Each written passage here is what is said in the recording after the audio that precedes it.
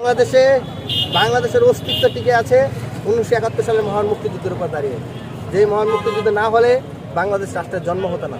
সুতরাং এটা তো স্পষ্টই, বাংলাদেশের বর্তমান যিনি গভর্নমেন্ট, যিনি বর্তমান রাষ্ট্র পরিচালনা করছেন বিএনপি এবং বিরোধী দলে যারা আছেন জামাত, এনসিপি, যারা আছে, যে সকল রাজনৈতিক দলগুলো আছে, যে বর্তমানে একটি গভর্নমেন্ট এবং স্থিতিশীল গণতন্ত্রের পরিস্থিতির সৃষ্টি হয়েছে, সেটিকে বিতর্কিত করার জন্য বাংলাদেশ যে আবার গণতন্ত্রের পুনর্যাত্রা শুরু হয়েছে দীর্ঘ 1.5 দশক পরে, সেইটিকে বিতর্কিত করার জন্যই মিডিয়া পরিকল্পিতভাবে এবং এই লীগের সন্ত্রাসীরা পরিকল্পিতভাবে ফ্রেমিংটা করছে। আমার 7ই মার্চের ভাষণ বাজানো অপরাধ, বাংলাদেশের কোনো অপরাধ নয় এবং মুক্তিযুদ্ধ, মহান মুক্তিযুদ্ধের চেতনাকে লালন করে কোনো অপরাধ নয়। একই সাথে মুজিববাদের চর্চা করা বাংলাদেশ অপরাধ, মুজিববাদের চর্চা করা বাংলাদেশ অপরাধ।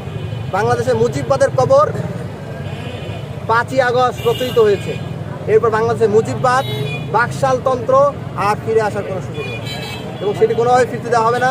আমাদের স্লোগান স্পষ্ট, মুজিববাদ মুর্দাবাদ, ইনকিলাব জিন্দাবাদ। কিন্তু মুজিববাদ মুর্দাবাদ এর মাধ্যমে আমরা মুক্তিযুদ্ধকে, মানে যারা ট্রেনিং করার চেষ্টা করছে যে মুক্তিযুদ্ধকে অস্বীকার করা হচ্ছে, এটি সম্পূর্ণ হচ্ছে তাদের এই সন্ত্রাসমূলক কর্মকাণ্ডের বৈধতা দেওয়ার জন্য এটি করা হচ্ছে। দেখেন, মুক্তিযুদ্ধকে ধারণ করে না বাংলাদেশে এরকম কোনো মানুষ নেই। বাংলাদেশের এই প্রজন্মের যারা রয়েছে, জেনজি জেনারেশন বলেন বা 71 পরবর্তী যে জেনারেশন রয়েছে, প্রত্যেকটা জেনারেশন মুক্তিযুদ্ধকে ধারণ করে, এই মুক্তিযুদ্ধকে ধারণ করে এই বাংলাদেশে তারা বসবাস করে।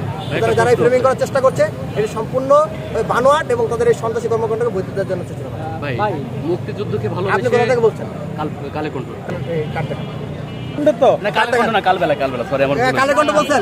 না সরি, আমার এটা চেক করেন ভাই। আপনি আরে ভাই, আমি এখনই এসেছি নাই, আমি এখন আপনি বলতে কালেকন্ড বললেন, আমি কালেকন্ড কেন বলছেন?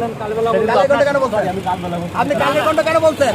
আমার বলতে কালেকন্ড আপনি আপনাদের ঠিক আছে ভাই, প্রশ্ন করতে চাচ্ছিলাম।